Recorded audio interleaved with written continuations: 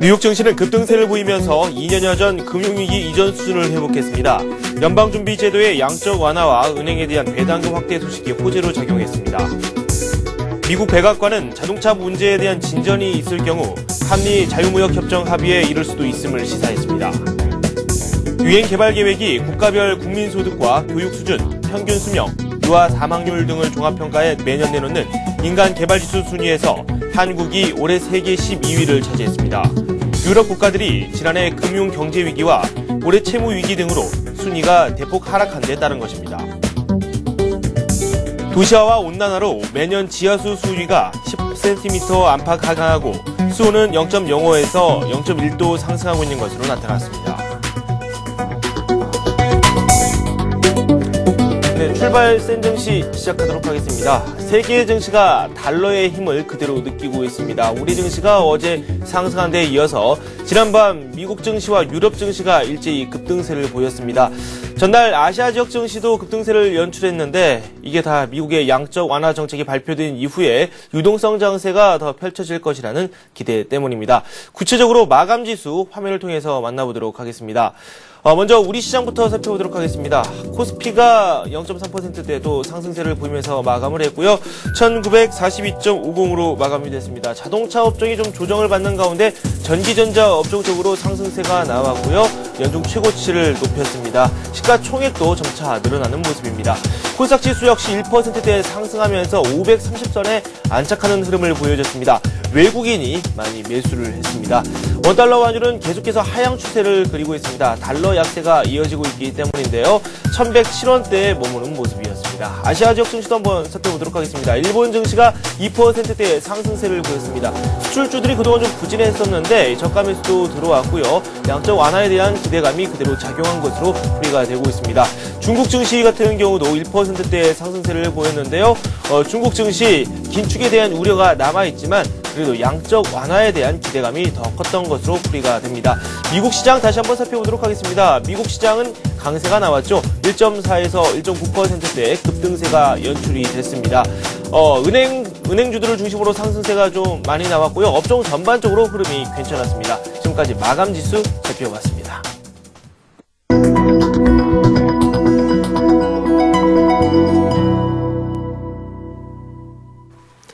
네, 오늘의 SN 전략 시작하도록 하겠습니다. 교보증권 상암 DMC 지름의 김학현 차장과 함께합니다. 어서 오세요. 안녕하세요. 네, 어제 우리 증시가 또 상승을 했고, 미국과 마찬가지로 점차 고점을 또 높여가고 있습니다. 예. 코스닥도 모처럼 또 530선을 또 넘어서는 모습을 보여줬거든요. 예. 네. 미국의 양적 완화 규모가 그 시장 기대에 부응하면서 전일 글로벌 증시, 국내 증시뿐만 아니라 글로벌 증시가 전반적으로 직전 고점을 돌파해 나가는 아주 좋은 모습을 보였습니다. 특히 이제 국내 증시와 가장 흡사한 차트의 모습을 보이고 있는 인도 증시 같은 경우가 직전 고점을 돌파한 아주 강세의 모습을 보여줬었고요. 네. 상해 A 증시 역시 그간 한 보름여간 그 횡보의 모습을 보여줬었거든요. 네. 근데 재차 돌파하는 횡보 국면을 탈피하는 듯한 아주 좋은 모습을 이어갔습니다. 미국 증시 역시 저는 큰 폭으로 상승을 했었고요. 국내 증시 역시 계속해서 지금 연고점을 갱신하는 모습을 보였는데요. 시장 내부적으로는 국내 증시의 변화가 좀 컸었던 최근의 흐름에 좀 반하는 그런 모습들이 나타났습니다. 그럼 그 시장 내부적인 변화가 어떤 것인지를 함께 좀 살펴보도록 하겠습니다. 네. 최근 국내 증시의 상승세를 이끈 업종은 당연히 핵심적인 업종은 운수 장비 업종이라고 볼 수 있습니다. 자동차와 조선 업종이죠. 네. 그래서 이 자동차와 조선 그리고 하나 더 한다면 이제 화학 업종 이렇게 세 가지 업종을 중심으로 해서 큰 폭 상승세를 이끌어왔는데 네. 전일 같은 경우는 이제 그 전기전자와 은행 업종을 중심으로 해서 강세를 보였습니다. 그래서 이렇게 강세를 이어나가는 그 업종의 변화가 전일 한 10거래일 정도 만에 처음으로 좀 뒤바뀌는 네. 이러한 양상들이 나타났는데 이것은 해외 증시의 호조를 그간 단기적으로 급등했었던 업종들보다는 부진했었던 업종들 위주로 해서 좀 반영해 나가는 양상이라고 볼 수 있습니다. 네. 때마침 이러한 IT 업종을 중심으로 해서 또 두 가지 큰 호재가 나타났는데요. 먼저 엘피다의 감산 소식입니다. 글로벌 그 반도체 기업 중에서 글로벌 3, 4위를 차지하고 있는 이 엘피다의 감산 소식과 더불어서 이 반도체 경기가 다시 살아날 것이다라는 이제 전망이 섞이면서 네. 삼성전자가 무려 하루에 3%가 넘는 급등세를 이어갔습니다. 두 번째 소식은 삼성전자와 LG 디스플레이에 대한 중국 공장 승인이 임박했다는 소식인데요. 네. 이러한 영향으로 해서 뭐 LG 디스플레이도 3%가 넘는 초강세의 모습을 보였습니다. 이러한 부분들은 이 LED 업종에도 좀 전파가 되면서 네. 삼성전기나 LG 이노텍 같은 LED 종목군 같은 경우도 뭐 3% 가까이 급등하는 모습이 나타났습니다. 네. 이 삼성전자와 LG 디스플레이에 대한 이 중국 공장 승인 임박 소식은 이 특히 중소형주 관련 중소형주로 해서 큰 영향을 미쳤는데요. 탑 엔지니어링, KC텍, 아바코, IPS, LIG, ADP 뭐 이러한 종목들 즉 수혜를 볼 수 있는 종목들이죠. 네. 그래서 이러한 종목들을 중심으로 해서는 뭐 10% 전후한 이 강세의 모습이 펼쳐지는 양상이었습니다. 이 코스닥 시장은 코스닥 시장의 뭐 대장주라고 볼 수 있는 이 셀트리온을 외국인들이 집중적으로 매수하면서 네. 이 셀트리온이 9% 넘는 초강세 국면이 펼쳐졌는데요. 네. 시장 전체적인 맥락이라기보다는 이 바이오시밀러 시장에 대한 기대가 상당히 큰 것으로 보입니다. 최근에 글로벌 신약 제약사들이 그 신약의 로열티 유효 기간은 3년이 만기거든요. 네네. 3년 이후에는 이제 그 시밀러 시장에 진출해 있는, 즉 바이오 시밀러 시장에 진출해 있는 이 기업들이 그 제품을 좀 복제해서 판매할 수 있는 이제 권리를 획득하게 됩니다. 네네. 그래서 이 바이오 시밀러 시장에서 강자인 그 셀트리온이 이러한 부분들의 영향을 받아서 이 외국인들의 집중적인 매수가 뭐 전일 하루뿐만이 아니라 계속 최근에 이 한 10거래 정도 계속해서 이어져 오고 있습니다. 네. 그래서 이 셀트리온이 크게 부각이 되면서 코스닥 시장이 다시 급등해 나가는 이런 모습들도 좀 나타났습니다. 이 밖에 특징적으로는 이제 그 항공 여행 업종이 최근에 이제 상당히 부진했었죠. 네. 근데 그러한 부진을 떨치고 그 5% 전후에 강세를 보인 점도 상당히 특징적이라고 볼 수 있습니다. 어쨌든 뭐 결과적으로 그 해외 증시가 호조를 보이면서 뭐 유럽 증시들 같은 경우도 직전 고점을 모두 돌파해 나가는 이러한 모습들이 나타나고 있는데요. 이러한 모습들을 국내 증시에서는 IT와 은행 쪽들이 급등하면서 좀 반영되어 나가고 있다. 다만 이제 그간의 단기 상승폭이 컸었던 이 운수 장비 업종이나 화학 업종 같은 경우는 단기 기간 조정 국면으로 좀 접어드는 이러한 양태를 좀 보이고 있다라고 보여집니다. 네.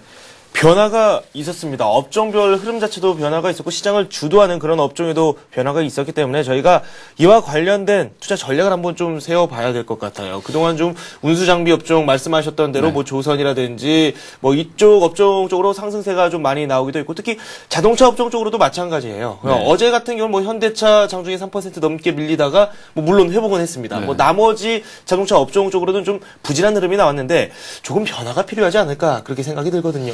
예, 시장의 주도주는 뭐 역시 뭐 기아차라고 볼 수 있는데요. 네.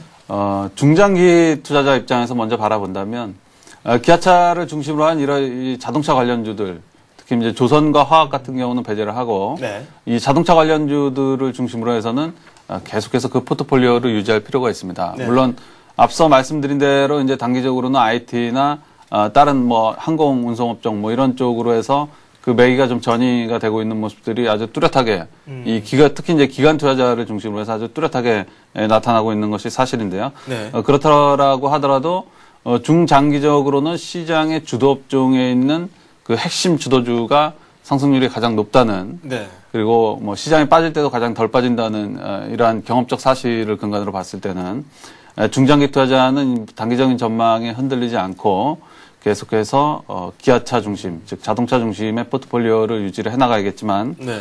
다만 이제 뭐 매매가 6개월 내에 좀 반복이 되는 이러한 좀 단기 성향이 짙은 투자자의 경우에는 이 포트폴리오 변경이 좀 필요한 시점으로 판단이 됩니다. 네. 앞서 말씀드린 대로 이제 운수 장비 업종, 자동차, 조선, 뭐 화학 이런 쪽들이 단기 급등에 따라서 해외 증시 급등을 오히려 반영해 나가지 못하는 이러한 양상으로 좀 접어들었기 때문에 네. 이런 쪽에서 좀 이런 쪽의 비중을 서서히 좀 줄이고 새롭게 부각되는 뭐 항공 운송업종 같은 이러한 쪽으로 해서 포트폴리오의 변화가 좀 필요한 시기가 아닐까라고 판단을 하고 있는데요. 네. 다만 이제 주식 비중에 있어서는 변화는 별로 필요 없다고 생각을 하고 있습니다. 즉 이제 단기 투자자든 중장기 투자자든 모두 주식 비중은 90% 이상 계속해서 유지할 필요가 있겠다라고 판단을 하고 있습니다. 네. 시장에 최근 나타나고 있는 특징적인 현상 중에 하나가 한 4, 5일 거래일 전에는 이제 기아차가 장중에 10%가 넘는 급등을 했었고, 최근 이제 그러한 매기들은 이제 풍산이라든가, 하나케미칼, 전일은 셀트리온, 뭐 이런 종목들이, 이런 대형주라고 불리는 종목들이 하루에 10% 이상 급등하는, 일부 시장에서 흥분된 그 매기가 유입되고 있는 것만은 분명, 사실로 판단이 됩니다. 근데, 통상 이런 매기가 좀 흥분된 매기가 시장에 유입된 이후에 시장이 곧바로 꺾인 적이 거의 한 번도 없습니다. 네. 실제로 이 기아차 같은 경우 장중에 10%가 넘게 급등하면서 처음으로 49,900원을 찍을 때 네. 시장에 어떤 현상이 일어나냐면 이 기아차를 제외하고 그 여타 종목들이 모두 장중에 대형주들이 2, 3% 밀리는 현상이 발생이 됐습니다. 네. 그것은 기아차가 장중에 대량 거래가 터지면서 급등하는 모습이 나타나자 단기 꼭대기가 아니냐 이런 시각이 시장에 좀 팽배하게 이루어졌었다는 거죠. 네. 근데 시장이 경험적 사실을 근간으로 봤을 때는 그렇게 꺾인 적이 한 번도 없거든요. 예를 들면 2002년도에 그 시장이 940포인트 가량의 고점을 찍었는데요. 네. 이때 2001년도부터 계속해서 상승을 해나갔을 때 이때 역시 시장의 대형주들이 이렇게 10% 이상 급등하는 국면이 펼쳐진 것이 그 800포인트 전후에서 좀 나타나기 시작했습니다. 네. 2007년도 역시 마찬가지인데요. 2007년도 역시 최근과 같은 이러한 흐름이 1700포인트, 1800포인트에 가면서 네. 이러한 모습들이 나타나기 시작했거든요. 네. 근데 지금 국내 증시에서는 이제 이러한 모습들이 좀 나타나기 시작하고 있다는 얘기입니다. 그래서 네. 중장기 투자자에게는 여기서 시장이 한 5%에서 10% 정도 더 오르게 되면 그때 비중을 좀 서서히 줄여나가는 것이 좋은 전략일지 모르겠지만 네. 아직까지는 시장이 과매수권력에 진입해 있지는 않다.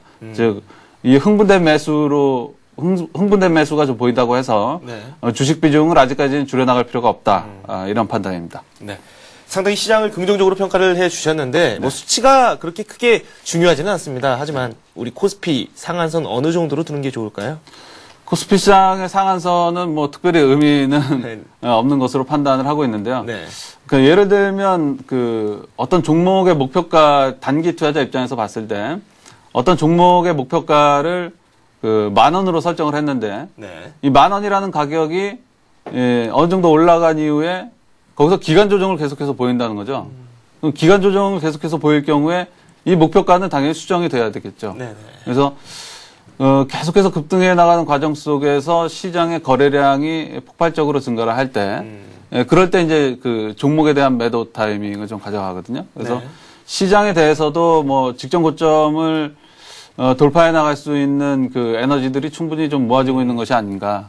특히 이제 글로벌 증시 전체적으로 인도 증시도 그렇고, 독일 증시도 그렇고, 특히 이머징 마켓 증시가 상당히 좋은 모습을 보이고 있는데, 네. 이러한 증시 역시 계속해서 체력을 좀 쌓아나가고 있는, 특히 이제 인도 증시 같은 경우의 흐름을 보면 직전 고점, 2007년도에 형성된 고점을 재차 돌파해 나갈 수 있는 에너지가 기간 조정을 통해서 충분히 또 해나갔고, 네. 또 국내 증시 역시 그러한 모습들을 좀 따라갈 수 있을 것으로 기대를 할 수 있습니다. 그래서 코스피 지수 목표치는 2011년도를 근간으로 해서 상반기에 어느 정도 2011년도는 정강후약 장세가 좀 나타나지 않을까라고 판단하고 있는데, 네네. 2040에서 2050포인트 정도를 기준으로 놓고 일단 잠정적으로 그렇게 네. 생각해 보는 게 어떨까 싶습니다. 네. 말씀하신 대로 잠정치죠. 네. 더 올라가려면은 IT 업종이 더 올라가 줘야 되겠죠. 어제 좀 의미 있는 상승세가 나왔는데 네. 추세가 이어지느냐 아니면 또 여기에서 횡보를 하느냐 그 부분이 상당히 궁금한데 전망 네. 어떻게 보세요? IT 업종이 단기적으로는 매기를 지금 받고 있는 것이 분명해 보입니다. 네. 예를 들면 이제 반도체 쪽에서 앞서 말씀드린 그 엘피다의 감산 소식도 큰 호재임에는 분명하고 네. 왜 큰 호재냐면 그 LP다의 감사는 계속해서 이 후발 업체들이 어려워지고 있다는 것을 의미를 하거든요. 그래서 그 글로벌 반도체 시장에서 선두권 업체인 삼성전자나 하이닉스에는 분명히 대형 호재임에는 틀림이 없고 네. 다만 이제 그 수요가 계속해서 그 회복되는 양상을 좀 보여야 되는데 이 IT 업종 같은 경우는 특히 이제 뭐 갤럭시 탭이라는 새로운 제품들이 이제 시장에 나오기 시작했는데요. 네네. 이러한 부분들의 수요가 시장의 기대와 삼성전자가 발표한 기대치에 얼마나 충족하느냐, 뭐 이런 부분들이 좀 관건이 아닐까라고 보고 있습니다. 재료가 확실한 게 있어야 된다. 네, 이런 그렇습니다. 말씀이신 거죠. 네, 알겠습니다. 이 IT 업종에 대한 전망까지 말씀 한번 들어봤습니다. 저희가 한번 노려볼 만한 업종 그리고 또 관심 업종까지 한번 묶어서 전달해 들어보도록 할까요? 예, 오늘은 그 앞서 말씀드린 업종 중에서 네. 이 항공업종을 좀 소개해드리도록 하겠습니다. 항공업종은 최근에 뭐 상당한 주가 부진을 겪어왔는데요. 네. 4분기 여행 그 항공 여행 여객 부분의 이 비수기 진입과 IT 업종 하락에 따른 수송량 감소 우려로 해서 시장 대비해서 좀 크게 부진한 모습을 보여왔습니다. 네. 하지만 실제로 10월에 그 항공 수요는 전년 동월 대비 증가세를 기록한 것은 물론이거니와 전월 대비해서도 증가세를 기록한 것으로 좀 나타났습니다. 2010년도 양대항공사, 그러니까 대한항공과 아시아나항공이죠. 양대항공사 모두 뭐 사상 최대 실적을 기록할 것으로 지금 전망이 되고 있는 상태인데, 네. 최근에 주가 하락으로 해서 여타 업종 대비해서 밸류에이션 매력도 상당히 높아진 상태입니다. 먼저 대한항공을 보면 그 2010년도에 자기자본 수익률이 25%에 달할 전망이지만 PBR은 1.5배밖에 지금 되지 않는 상태고, 네네. 아시아나항공은 좀 더 심한 상황인데요. 약 40%의 ROE가 전망되는 상태에서 1.2배의 PBR을 지금 부여받고 있는 상태입니다. 네. 이는 뭐 대형주의 거의 전 업종의 전 종목을 통틀어서 이 하나의 그 테마라 볼 수 있는 이 산업이라고 볼 수 있는 산업에 부여되는 네. 그 밸류에이션 치고는 가장 저평가된 상황으로 판단이 됩니다. 그래서 네.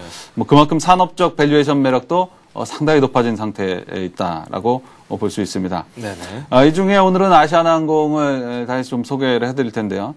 이 아시아나항공은 과거 이익의 대부분이 이 내국인 출국 수요에서 발생을 했는데요. 최근에 그 외국인 입국 수요와 화물 수요가 고르게 증가하는 양상을 좀 보이면서 네. 이 수요 구조의 다각화에 따른 안정성이 상당히 높아지고 있는 상태다라고 볼 수 있습니다. 또 시장의 우려와 달리 10월 화물 매출액이 전월 대비해서 6에서 7%가량 증가된 것으로 추정이 되는데요. 네. 운임 상승과 그 수요 확대에 영향이 좀 영향을 미친 것으로 이렇게 보여집니다. 네. 최근 기술적 흐름도 한번 살펴보도록 하겠습니다. 먼저 경쟁사인 대한항공과의 비교를 위해서 대한항공의 차트를 먼저 보시도록 하겠는데요. 네. 지금 대한항공 같은 경우는 직전 고점권역 대비해서 약 10% 넘는 주가의 그 언더퍼폼한 모습을 지금 보이고 있죠. 네. 다음으로 아시아나항공을 좀 보도록 하겠습니다. 아시아나항공은 직전 고점권역이라고 볼 수 있는 만원권역 대비해서 거의 지금 다 임박한 이러한 모습들을 보여나가고 있습니다. 통상 시장에서 좋은 모습을 보이고 있는 종목을 고르라고 한다면 이 많은 개인 투자자들 그리고 초보 투자자들이 이제 많이 빠진 종목들을 네. 고르기 마련이거든요.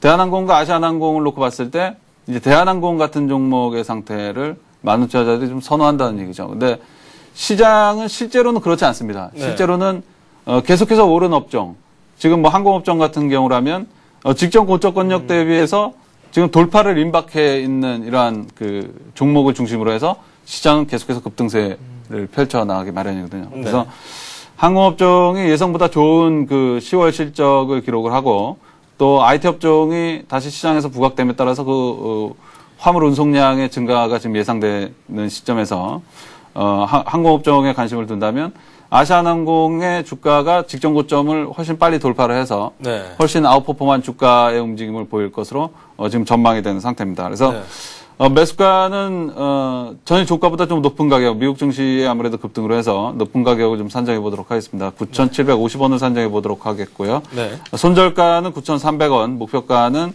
12,000원까지 좀 살펴보도록 하겠습니다. 수급은 최근 어떻나요? 최근 수급은 계속해서 그 시장의 우려와 달리 계속해서 좋은 양상을 보이고 있는데요. 네네. 먼저 기관 투자자들의 수급을 좀 보도록 하겠습니다. 기관 투자자들의 수급 같은 경우는 최근 계속해서 이 중반에 매도하는 양상을 보였는데 최근 재차 매수세를 보이고 있죠. 네네. 특히 이 차트를 보실 때 인상적인 포인트는 10월 27일을 기점으로 해서 20일 이동평균선이 무너지는데 20일 이동평균선이 주요 지지라인이 무너질 때 거래량이 오히려 감소하고 있다는 얘기죠. 그러다 이거를 재차 돌파해 나갈 때 거래량이 증가를 하는데 특히 이 거래량 증가가 매수 여력이 적은 기관 투자자를 중심으로 해서 매수가 큰 폭으로 유입되면서 네네. 물론 외국인도 매수를 했습니다. 근데 특히 이제 기관 투자자를 중심으로 해서 이 돌파가 이루어지고 있다는 부분들에서 더욱 수급적인 매력 포인트를 좀 찾을 수 있는 상황이 아닌가라고 보고 있습니다.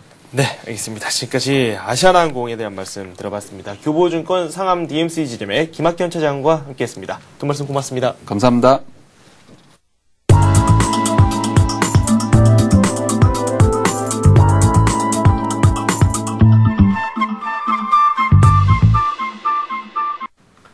네, 뉴스 속 테마주 발굴해 보도록 하겠습니다. 신한금융투자 평촌지점의 서정함 대리와 함께합니다. 안녕하세요. 네, 안녕하세요. 지난주에는 저희가 제약업체 쪽으로 살펴봤어요. 세 종목 살펴봤는데 셀트리온 어제 아주 폭발적인 움직임을 보여줬거든요. 예, 맞습니다. 종목별로 좀 흐름도 각기 다르게 좀 나타났는데 한번 짚어보도록 하죠. 예, 셀트리온 같이 좀 이제 사실 셀트리온은 이제 코스닥 시총 1위 코스닥 내에서는 굉장히 대형주인데요. 아무래도 좀 셀트리온 위주의 장세였던 것 같습니다. 지금 현재 이현제약이나 대원제약 같은 경우에는 시가총액 규모를 봐도 셀트리온보다는 확실히 작은 중소 제약 업체인데요. 셀트리온 같은 종목들이 오히려 수급이 굉장히 좀 강하게 외국인 매수가 뒷받침되면서 강하게 상승했는데요. 역시 셀트리온은 성장성에 초점 맞추고 중장기적으로 좀 보시면서 홀딩을 하셔야 될 것 같습니다. 제가 1차적으로 말씀드렸던 목표 가격은 아직 오지는 못했는데 사실상 어제는 장중에는 이제 제가 목표했던 가격까지 올라갔었습니다. 그렇기 때문에 목표했던 가격이 올라가면은 일단 비중을 좀 줄이시는 게 나을 것 같습니다. 왜냐하면은 최근에 모든 종목들이 강하게 상승했지만 마찬가지로 조정을 받을 때에도요. 좀 강하게 조정받을 수 있기 때문에 비중을 좀 줄여놓으셨다가요. 어차피 중장기적으로 보신다고 하시면은 나중에라도 더 잡을 수 있는 그런 여력이 있기 때문에 셀트리온은 우선은 목표가까지 보시면서 홀딩 하시고 목표가가 다가오면은요. 좀 비중을 줄이시는 쪽으로 접근하시는 게 좋을 것 같고요. 그리고 이현제약과 대원제약 같은 경우에는 제가 추천드린 이후로 사실상 가격이 사실상 큰 변동은 없었습니다. 대원제약 같은 경우에는 오히려 상승했다가 이제 하락을 했고, 이현제약은 큰 변동이 없었고, 오히려 약간 하락을 했습니다. 우선은 현재 이 종목에 대해서 기본적인 펀더멘탈이나 이런 것들이 크게 바뀐 사항이 없기 때문에, 이현제약도 목표가 13,500원 보시면서 홀딩 하시는 게 가장 좋을 것 같고요. 대원제약 같은 경우도 수급도 크게 뒤틀려 있지 않습니다. 대원제약 마찬가지로 외국인 수급이 아직까지 뒷받침되고 있고요.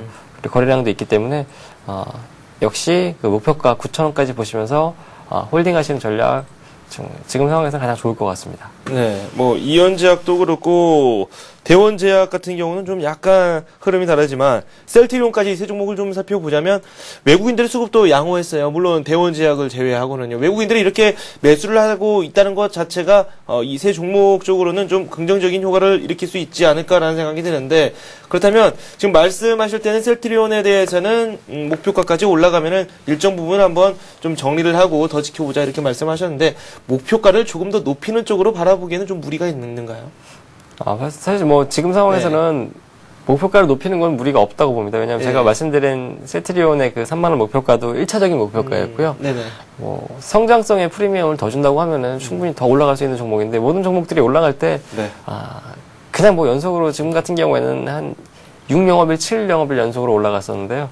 사실 이렇게 되면은 상승에 좀 피로도가 누적이 되면서 글쎄요, 중간에 조정도 받을 수 있기 때문에요.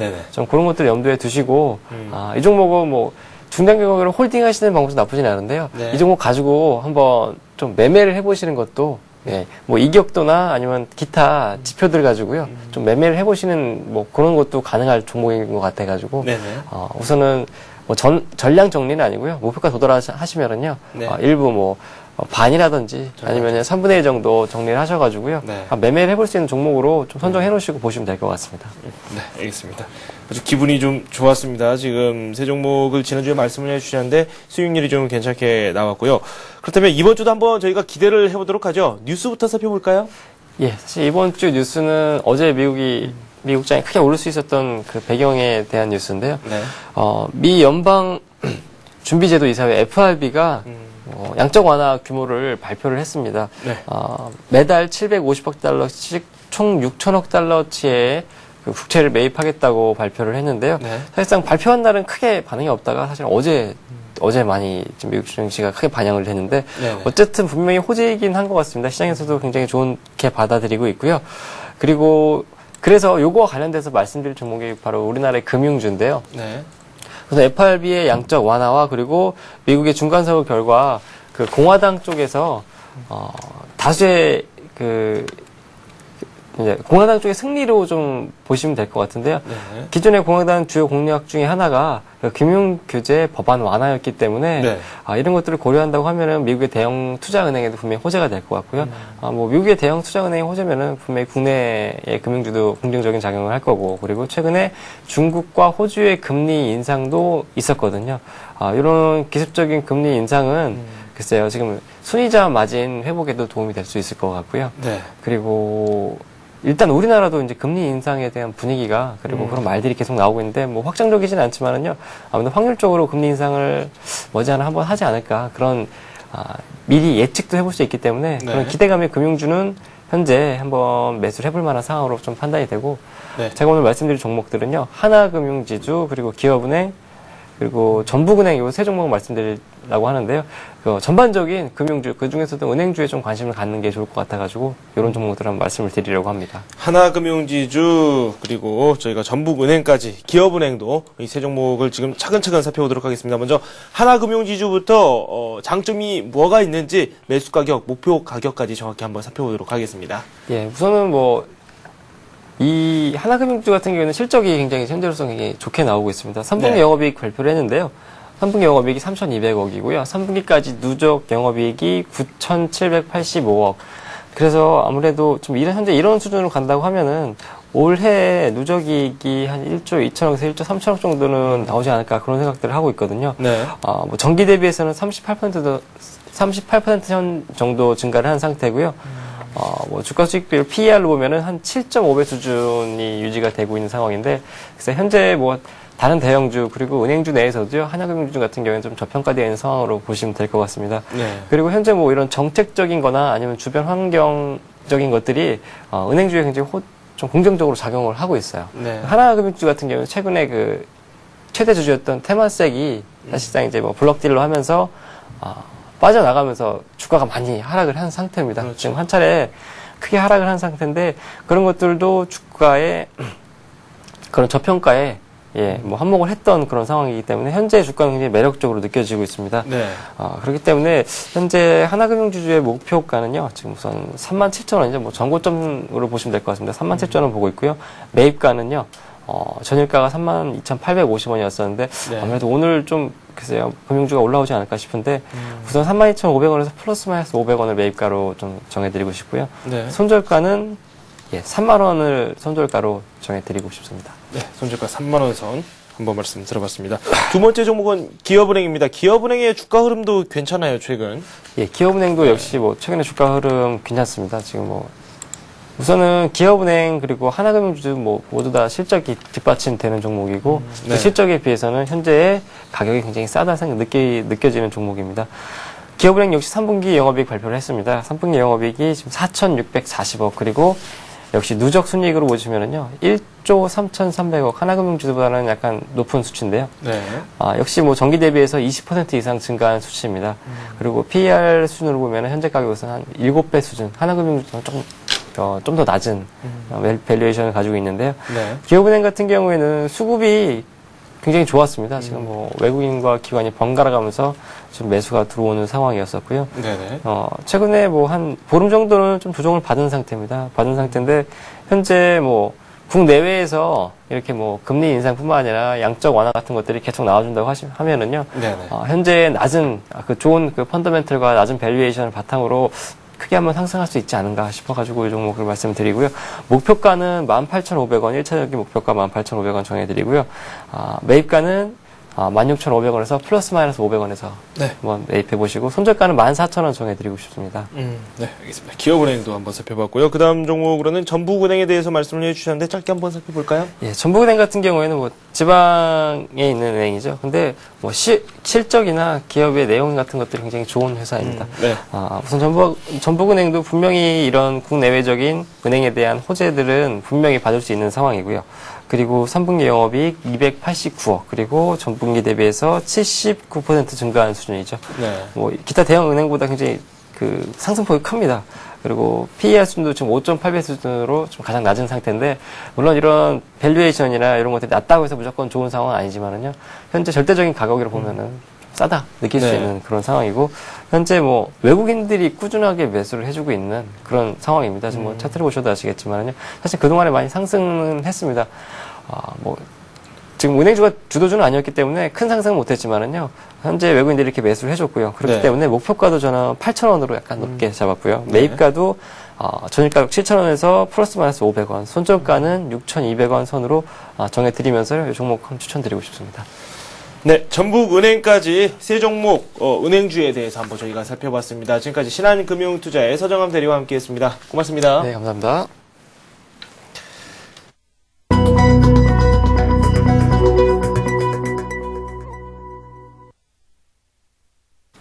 네, 우리 증시가 상승장 속에 출발을 하고 있습니다. 어제도 시가총액이 크게 늘어났고요. 상승폭을 더욱 확대했습니다. 코스닥 역시 상승세를 지속하는 움직임을 보여줬고요. 530선 지지받는 움직임을 보여줬습니다. 전날 미국 증시에서 상승세가 나왔기 때문에 분명 기대되는 부분이 있습니다. 동시효과 상에서도 그런 부분이 확인되기도 했는데요. 막 장이 시작됐습니다. 시가총액 상위 종목별로 어떤 흐름이 나오고 있는지 자세히 살펴보도록 하겠습니다. 화면 함께 보시죠. 네, 장이 시작됐고요. 코스피가 1% 넘게 뛰어오르면서 1963으로 현재 장을 시작했습니다. 삼성전자의 상승세가 무섭습니다. 2.2% 급등하면서 78만원 선을 다시 회복했습니다.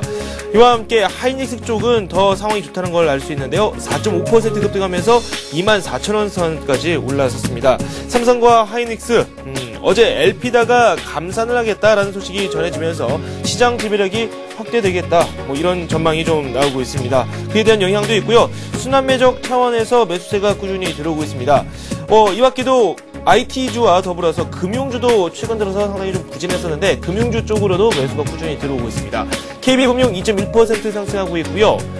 신한지주 역시 상승세를 유지하고 있습니다. 1.5% 상승하면서 뒤를 떠받치고 있습니다. 우리금융 역시 좋은 흐름을 보여주고 있는데 2.7% 급등을 하고 있습니다. 그리고 저희가 조금 전에 만나봤었던 기업은행 1.8%, 2.4% 급등하면서 이제 좋은 흐름이 나오고 있습니다.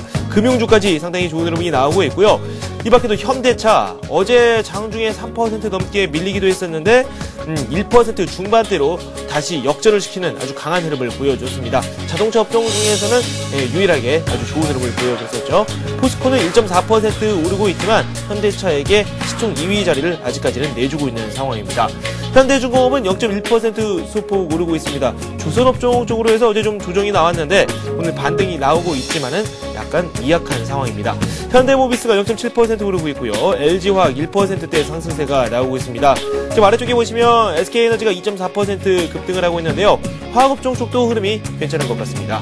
삼성생명 1.4% 오르면서 보험주의 상승을 주도하고 있습니다. 기아차 1% 다시 반등에 성공하는 모습을 보여주고 있고요. 한국전력 0.6% 오르고 있습니다.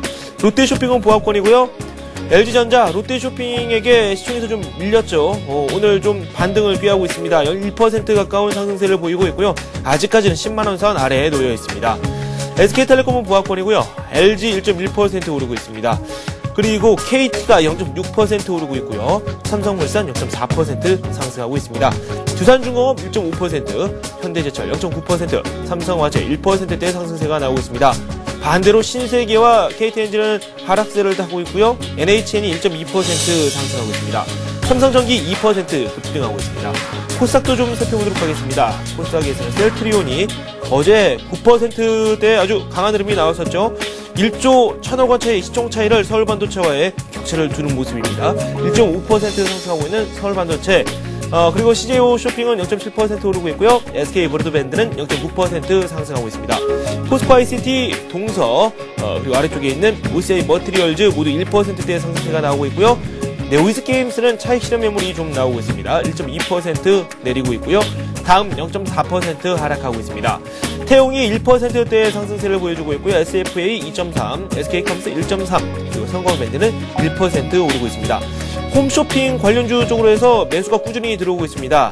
향후 실적 전망도 상당히 밝은 편인데요. 2.4% 급등하고 있습니다. 차바이오에는 0.3% 오르고 있고요. 주성엔지니어링 1.2, 태광이 1%대 상승세를 보여주고 있습니다. 성윤광전 투자 같은 경우는 6%대에 가까운 아주 강한 흐름을 보여주고 있습니다. 덕산 하이메탈은 0.4% 소폭 오르고 있고요. 하나투어 1.3% 오르면서 항공 여행 관련주들이 강세를 이어갈 것이다 라는 전망에 부합하고 있습니다. 동국 SNC는 0.6% 오르고 있고요. 실리콘웍스가 실적에 대한 좀 부진에 대한 우려가 좀 나왔습니다. 다시 상승을 하고 있고요. 1.3% 상승하고 있습니다. 테크노세미캠 1.7%, 멜파스가 1%의 상승세를 보여주고 있고요. 코스닥은 536을 현재 가리키고 있습니다. 이렇게 해서 시총 상위 종목군 좀 살펴봤습니다.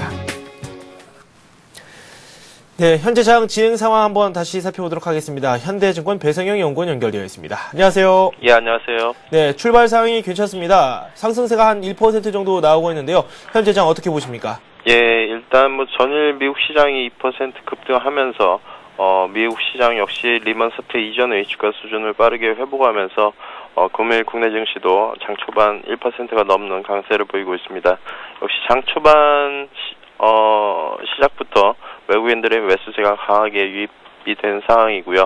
현재 9시 5분이 채 안 됐지만 외국인들이 약 1천억 원이 넘는 순매수를 보이고 있습니다. 역시 이제 제2 양적 완화 정책이 일단은 주식시장에 긍정적으로 작용하는 모습이고요. 우선 정책에 대한 시기와 규모가 명확하게 제시가 되면서 주식시장의 불확실성이 상당히 해소되었다라고 보시면 될 것 같습니다. 또한 최근 발표된 미국 ISM 제조업지수와 서비스업 지수 등 주요 경제 지표도 시장 예상치를 넘어서면서 달러 약세의 속도는 완만하게 계속해서 진행될 것으로 예상이 되고요. 그에 따라서 전반적인 경기 리스크 감소와 함께 달러 약세에 따른 풍부한 글로벌 유동성이 외국인 매수세를 계속해서 잡아갈 수 있을 것으로 보고 있습니다. 특히 국내 증시의 경우에는 계속해서 글로벌 증시 대비 상대적인 밸류에이션 매력과 환차익 매력이 남아있기 때문에 외국인 매수세는 당분간 좀 더 이어질 것으로 보고 있습니다. 네, 업종별로 넘어가 보도록 하겠습니다. 전기전자 업종 쪽으로 급등세가 나오고 있고 업종 지수로는 2.5% 급등을 하고 있습니다. 삼성전자, 하이닉스가 좀 주도를 하고 있는데 IT 본격적으로 반등으로 봐도 될까요? 예, 역시 어제 양적 완화 정책 이후에 IT 섹터들이 빠르게 반등 시도를 보이고 있는데요. 역시 제2 양적 완화 정책 이후에 미국 경기 회복에 대한 기대가 커지면서 그에 따라 IT 섹터가 반등을 하고 있다라고 보시면 될 것 같습니다. 일단은 아직까지 반도체와 LCD 가격 등의 하락세가 계속되고 있다라는 점에서 아직은 일말의 의구심이 남아있는 상황이지만 최근 긍정적인 요인들이 많이 관찰이 되고 있는데요. 전일 LPDI 감산 소식 등이 전해지면서 디램 가격의 그런 반등 타이밍이 시장 예상보다 약간 더 빨라질 수 있다라는 가능성이 제기되고 있고요. 추가적으로 IT 섹터가 최근 주가가 상대적으로 부진했지만 3분기 실적이 그다지 나쁘지가 않았습니다. 역시 3분기 실적이 상대적으로 양호했고 최근 필라델피아 반도체 지수 등 글로벌 IT 섹터들이 주가 회복이 상당 부분 이어졌다는 점에서 우리 기업의 그런 글로벌 경쟁력을 감안했을 때에는 현재의 주가 수준은 매우 싼 수준이다라고 보시면 될 것 같습니다. 따라서 일단은 확정을 지어서 언급하기는 좀 어려운 상황이지만 IT 섹터 역시 주가는 바닥을 찍었다라고 보셔도 크게 무방하다고 생각하고 있습니다. 네. 지금 업종 전반적으로 상승세가 나오고 있습니다. 투자 전략 한번 세워봐야 될 텐데 뭐 딱히 어떤 종목을 고르기보다도 주식 비중을 늘리느냐 줄이느냐 여기에 초점을 두고 접근을 하는 게 좋을 것 같은데요. 투자 전략 어떻게 세울까요? 예, 일단은 뭐 정책적인 기대감이 단기에 크게 작용하면서 지수가 상승 탄력을 더하고 있는 상황인데요. 다만 이러한 정책이 실질적으로 경기에 미치는 영향은 전반적인 시차를 고려했을 때에는 서서히 진행될 것으로 예상하고 있습니다. 따라서 매매에 있어서도 일단 기술적인 측면들을 고려하시면서 시장보다는 종목별로 대응하시는 게 좀 더 중요할 것으로 보고 있고요. 네. 역시 섹터별로 빠른 변화가 나오고 있는 상황이기 때문에 일부 포트폴리오 조절의 필요성이 있다고 보고 있습니다. 앞서 말씀드린 대로 양적 완화 정책 이후에 미국 경기 회복에 대한 기대가 커지고 있다라는 점에서 그동안 다소 편중되었던 중국 모멘텀 플레이 비중을 다소 줄일 필요가 있다고 볼 수가 있겠고요. 결론적으로 말씀드리자면 그동안 중국 모멘텀 효과에 따라서 크게 올랐었던 화학이나 정유, 기계, 조선과 같은 섹터에 대해서는 일부 비중을 줄이면서 바닥권에서 주가 회복이 서서히 진행되고 있는 IT와 금융 섹터에 대한 비중을 일부 늘리는 그런 전략이 좋을 것으로 보고 있습니다. 네, 뭐 IT 금융 쪽으로 비중을 조금씩 늘려보자라는 말씀을 해주셨어요. 지금까지 현대증권 배성영 연구원과 함께했습니다. 두 말씀 고맙습니다. 예, 감사합니다. 네. 이번에는 외환시장도 한번 살펴보고 채권시장까지 한번 검토를 해보도록 하겠습니다. 삼성선물 리서치팀의 배신영 연구원 연결되어 있습니다. 안녕하세요. 네, 안녕하십니까. 네, 먼저 외환시장 출발 상황부터 살펴보도록 하죠. 예, 밤사이 양적 완화 규모가 확인된 가운데 이에 대한 영향력이 지속되면서 미 달러는 주요 통화에 대해서 하락을 하였고 달러원 환율은 현재 1,104.5원으로 하락 개장하여서 현재 1,100원 초반 중심 흐름 보이고 있습니다. 네. 1,100원대가 현재 위협을 받고 있어요. 계속해서 내림세를 보여주고 있는 환율 전망을 한번 들어보도록 할까요? 예, 먼저 전일장부터 말씀을 드리자면요. 네. FOMC 확인 후에 그 달러 약세가 이어지면서 1,105원에 하락 출발한 환율은 역외 매도로 1,103원까지 저점을 낮춘 후에 규제 우려와 한수원의 결제 수요 또 당국의 지속적인 개입이 지지력을 제공하면서 1,107.5원의 장을 마감을 하였습니다. 신흥국의 자본 통제 흐름에 발맞추어서 우리도 이에 대한 기대가 지속이 되고 있고 또 당국 관계자들의 발언도 잇따르고 있습니다. 자본 통제에 대한 기대를 반영하면서 수합시장에서는 FX 수합 포인트가 급락하고 수합 베이시스가 확대되었지만 금통위에서의 금리 인상 기대와 또 최근 공기업 환해지 수요가 본격적으로 유입되면서 부채 수합의 영향으로 회복세를 나타내고 있습니다. G20 이후 우리의 자본 통제 흐름이 본격화될 것으로 기대되고 있는 가운데 외국인의 채권 투자 원천 징수 면제 철회 가능성이 상당히 높아 보이고 또 은행 단기 외채에 대한 부담금 부과도 글로벌 은행세 도입에 발맞추어서 가능성이 높은 상황입니다. 이 밖에도 NDF 포지션 규제와 선물한 포지션 규제 강화 등에 대한 논의도 진행이 되고 있습니다. 미 증시가 리만 사태 이전 수준으로 회복이 되었고 유로 달러도 1.40달러, 호주 달러도 페어 수준을 넘어서는 등 증시와 통화들의 주요 레벨을 돌파함에 따라서 달러원 환율도 1,100원에 대한 하향 가능성이 좀 높아지고 있습니다. 당국의 지속적인 스무딩과 공기업의 달러 수요가 속도를 조절해주고는 있지만은 당분간 금융시장 랠리가 지속될 것으로 보여서 또 1,100원 지지는 쉽지 않을 것으로 보입니다. 한편 금일부터는 한전과 석유공사의 달러 수요가 유입될 예정입니다. 또 금일은 이에 따라서 1,100원에 대한 또 당국과 시장의 밀고 당기가 좀 있을 듯 보입니다. 네, 1,100원 지지가 좀 어렵겠지만 수요가 그만큼 있기 때문에 아직까지는 1,100원 선이 무너진다 뭐 이렇게 속단하기에는 좀 어려워 보입니다. 채권 시장 출발 상황도 함께 살펴보도록 할까요? 예, 밤사이 미 국채 금리가 2.4%대로 급락함에 따라서 채권 시장에서 국채 선물이 전일 대비 다소씩 상승 개장하는 등 소폭 강세로 개장을 하였지만 현재 좀 약세로 전환된 모습입니다. 네, 자본 유출입 규제 가능성 그리고 또 한은의 기준금리 가능성이 불확실성으로 작용하고 있습니다. 채권 시장 어제 장 어떻게 마감됐는지 한번 살펴보고요. 오늘 장 전망까지 말씀 부탁드리죠.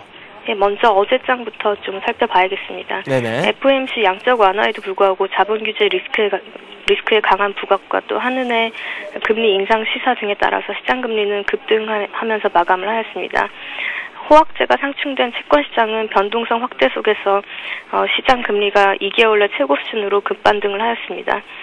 한은이 금융 안정과 관련돼서 통화 정책의 여력 확보를 주장하면서 시장금리 인상을 시사하였고, 금감원에서도 2차 외환 특별 공동검사로 특정 외국계 은행을 지목하는 등 자본 규제 리스크로 인한 불확실성을 극대로 확대를 시켰습니다.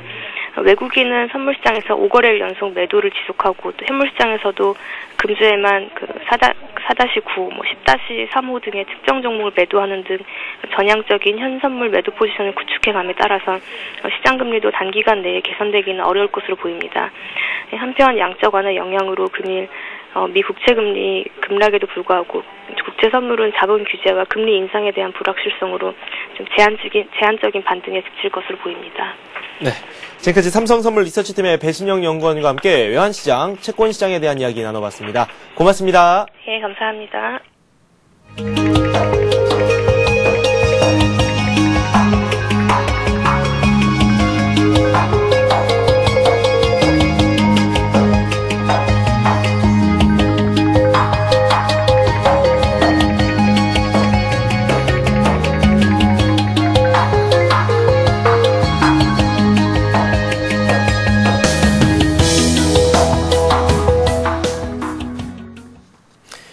네, 현재 코스피가 1%대의 상승세 그대로 유지하고 있습니다. 1963에 현재 올라와 있는 상황입니다. 구체적으로 현재 상황 진단을 내려보고 투자 전략까지도 세워보도록 하겠습니다.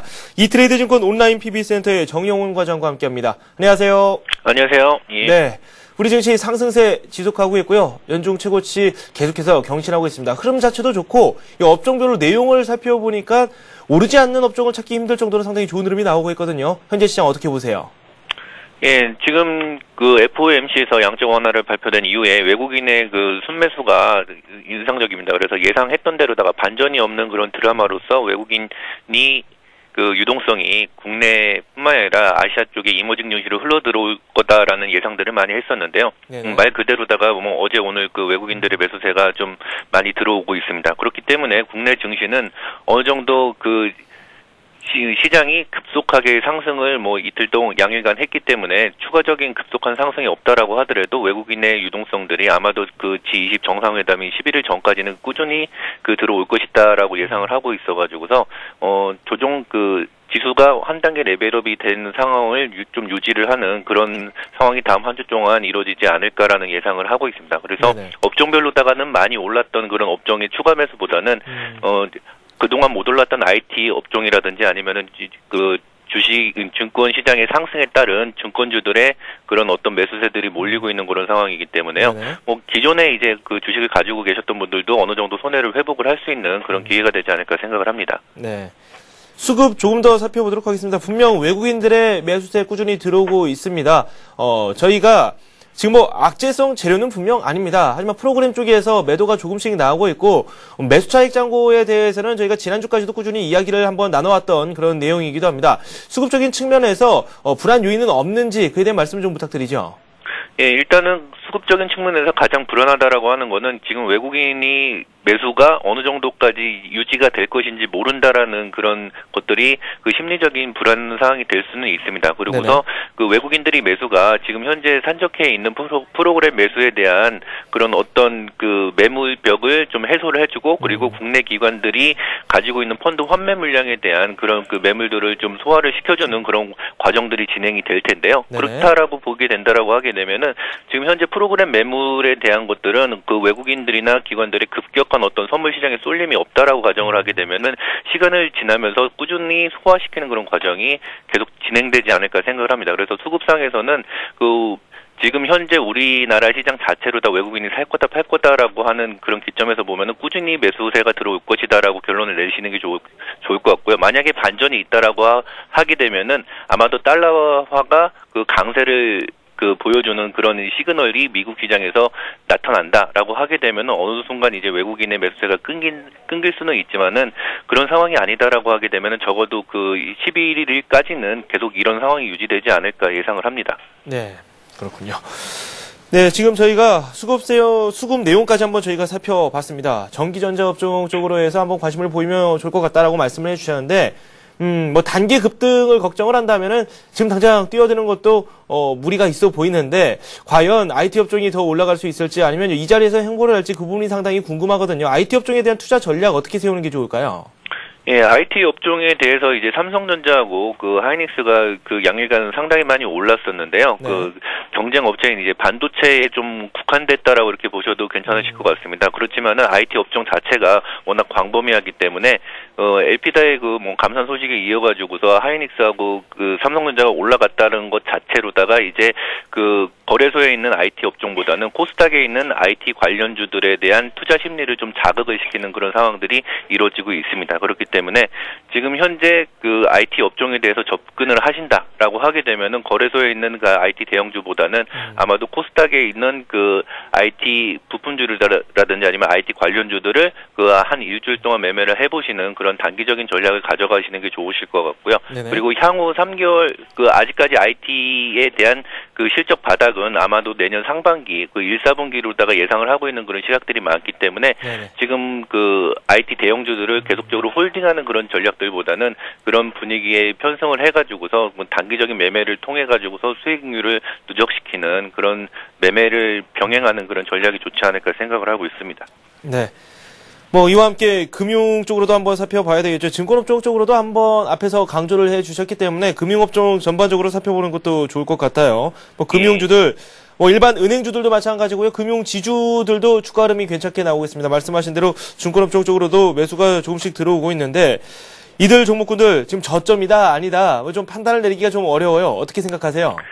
예, 요 근래에 개인들이 이제 금융주 중에 은행주들을 많이 좀 샀던 거로다가 이렇게 나와 있는데요. 그 금융주들을 만약에 세 부류로 나눠가지고서 이제 증권주하고 은행주하고 보험주로다가 이렇게 나눈다라고 했을 때 가장 사고 탄력이 받을 수 있는 종목들은 아무래도 그 등락폭이 큰 증권주로다고 볼 수 있습니다.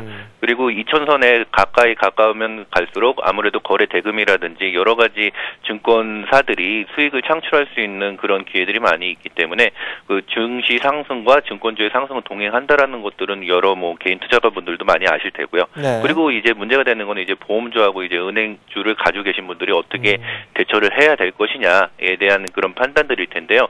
아마도 그 2순위를 따진다라고 하게 되면은 보험주가 좀 더 우세할 것 같습니다. 네. 지금 양적 완화 이후에 이제 금리 인상의 시그널을 이제 그 한국은행에서도 계속적으로다가 내보이고 있는 그런 상황이기 때문에 만약에 금리 인상이 된다라고 하게 되면은 아무래도 은행주보다는 보험주 쪽에 조금 더 그 수혜가 받을 것으로다가 예상을 하고 있고요. 네. 그리고 뭐 화재주하고 그 생명보험주들을 그 나눠서 이렇게 생각을 한다라고 하게 되면은 그 자산을 운용하는 그 안의 내용들을 개인분들이 좀 알 수는 없지만은 그 생명보험주보다는 화재주가 주식을 좀 더 많이 그 운용을 하는 거로다가 알려져 있습니다. 그렇기 네. 때문에 그 증시 상승에 따른 이제 그 보유주식의 그 평가 차익 그런 부분 아니라 그리고 요새 그 화재주 같은 경우에는 그 각 자동차에다 이제 블랙박스들을 많이 설치를 하고 있는데요.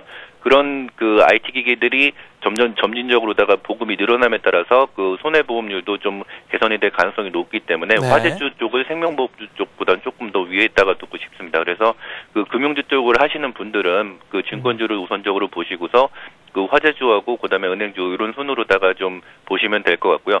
하지만은 뭐 이제 시장이 추가적으로다가 그 상승을 한다라고 했을 때 그 시장에 동행을 하는 그 정도 수준으로 예상을 하고 있습니다. 그렇기 네. 때문에 시장보다 초과적인 수익을 얻고자 하시는 분들은 아무래도 기존에 이제 그 주도주였던 아시아 특히 중국에 관한 내수주 관련주들하고 그다음에 IT주를 병행해서 매매를 하시는 그런 전략들이 괜찮지 않을까 생각을 합니다.